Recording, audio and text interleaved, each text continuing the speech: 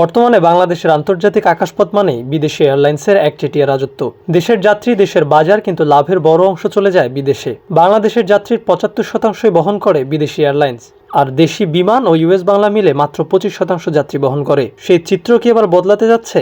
উত্তর হ্যাঁ, কারণ শাহজালাল আন্তর্জাতিক বিমানবন্দরে 3rd টার্মিনাল চালুর আগেই দেশের 4টি এয়ারলাইন্স শুরু করেছে নজিরবিহীন বহর সম্প্রসারণ। মাত্র ১.৫ বছরের মধ্যে বদলে যেতে পারে দেশের এভিয়েশনের চিত্র। বর্তমানে বাংলাদেশ বিমান, ইউএস বাংলা, নভোএয়ার ও এয়ার অ্যাস্ট্রার সম্মিলিত বহরে সচল রয়েছে ৫১টি উড়োজাহাজ। ২০২৭ সালের মধ্যে এই সংখ্যা বেড়ে দাঁড়াবে ৯১টিতে।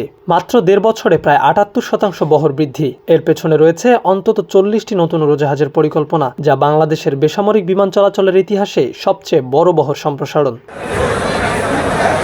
শাহজালাল বিমানবন্দর ব্যবহার করা যাত্রী বেড়েই চলেছে। ২০২৩ সালে যেখানে আন্তর্জাতিক যাত্রী ছিল প্রায় ১,১৭,০০,০০০, ২০২৫ সালে তা বেড়ে দাঁড়িয়েছে প্রায় ১,২৭,০০,০০০ লাখে। এই বাড়তি চাহিদা সামলাতেই নির্মাণ করা হয়েছে 3rd টার্মিনাল। নতুন টার্মিনাল চালু হলে বছরে আরও প্রায় ১,৬০,০০,০০০ অতিরিক্ত যাত্রী সেবা দেওয়া সম্ভব হবে। আর এই নতুন বাজারের সবচেয়ে বড় অংশ নিজেদের দখলে নিতে চাইছে বাংলাদেশের এয়ারলাইন্সগুলো। এই প্রতিযোগিতায় সবচেয়ে বড় চ্যালেঞ্জ নিয়েছে রাষ্ট্রীয় সংস্থা বিমান বাংলাদেশ এয়ারলাইন্স। দীর্ঘমেয়াদে বোয়িংয়ের সঙ্গে ১৪টি নতুন উড়োজাহাজ কেনার চুক্তি থাকলেও সেগুলো আসতে শুরু করবে ২০৩১ সাল থেকে। তাই এর আগেই লিজের মাধ্যমে বহরে যুক্ত হচ্ছে আরও 10টি বিমান। আগামী বছরের শুরুতেই আসছে 3টি অত্যাধুনিক বোয়িং 787-9 ড্রিমলাইনার। লক্ষ্য বহর 29টিতে উন্নীত করে পূর্ব এশিয়া, ইউরোপ ও উত্তর আমেরিকার আরও লাভজনক রুটে শক্ত অবস্থান তৈরি করা। তবে সবচেয়ে বড় চমক দেখাতে যাচ্ছে ইউএস বাংলা এয়ারলাইন্স।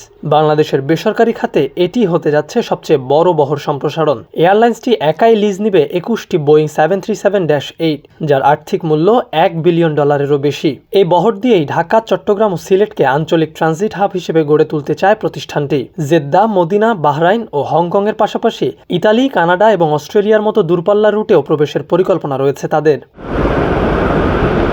পিছিয়ে নেই এয়ার অ্যাস্ট্রা ও নভোএয়ারও। মাত্র 4টি এটিআর নিয়ে যাত্রা শুরু করা এয়ার অ্যাস্ট্রা ২০২৭ সালের মধ্যে বহর বাড়িয়ে করবে 10টি। এর মধ্যে থাকবে 4টি ওয়াইড বডি বোয়িং 777, যার মাধ্যমে প্রথমবারের মতো আন্তর্জাতিক রুটে প্রবেশ করবে প্রতিষ্ঠানটি। অন্যদিকে নভোএয়ারও মধ্যপ্রাচ্যের বাজার ধরতে নতুন প্রজন্মের বোয়িং অথবা এয়ারবাস উড়োজাহাজ যুক্ত করার পরিকল্পনা মূল্যায়ন করছে।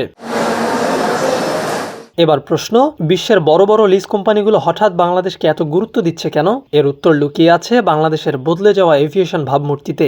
দেশের ইতিহাসে এখন পর্যন্ত লিজ নেওয়া কোনো উড়োজাহাজ বাজেয়াপ্ত হয়নি। ফলে আগের চেয়ে অনেক প্রতিযোগিতামূলক শর্তে উড়োজাহাজ পাচ্ছে বাংলাদেশের এয়ারলাইন্সগুলো।